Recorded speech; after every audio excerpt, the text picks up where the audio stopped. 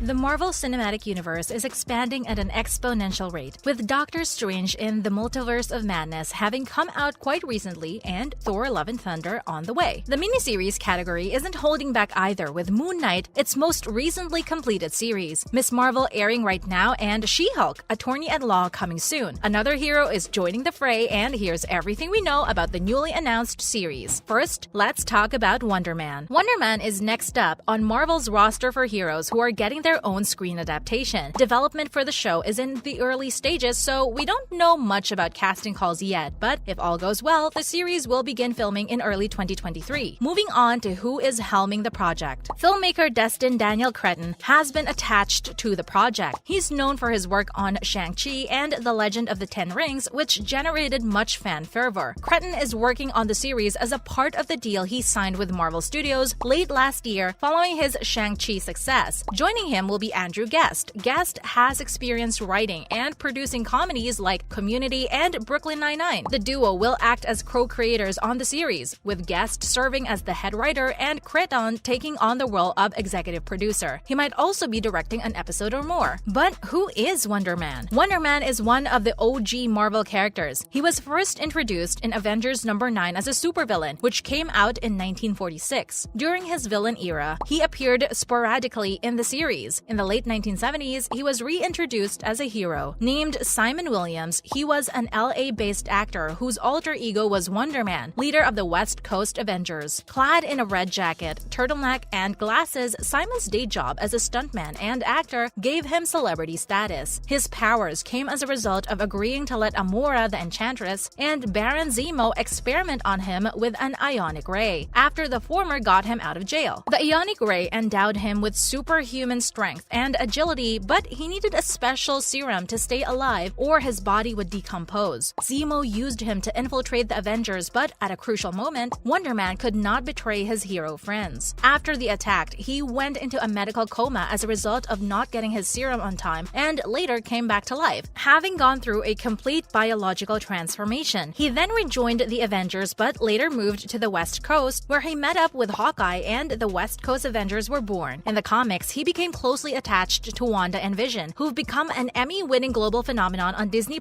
After he came to the good side, he also had a special connection to Vision via ionic energy and brainwaves, so the two were like brothers. In fact, he also developed a crush on Wanda after Vision had been dismantled. But what route could the Marvel series take? Since the series is too early in production stages, we don't know what part of Wonder Man's story we'll see during the series. His Hollywood angle is something that hasn't been explored in any Marvel films or series so far, so it would open up interesting avenues for the character and might make for some breaking the fourth wall-esque comedy. Another facet that could be explored would be the WandaVision line. Since Vision is already dead and Wanda is single once again, sorry Vision, we could see the new character becoming a romantic interest. The budding romance could be the teether that brings her back into the light after her questionable actions in Doctor Strange. WandaVision even has a spin-off series in the works, following Agatha Harkness, played by Katherine Hahn, so Wonder Man might show up in that later too. Ending on what Marvel and this dream team are working on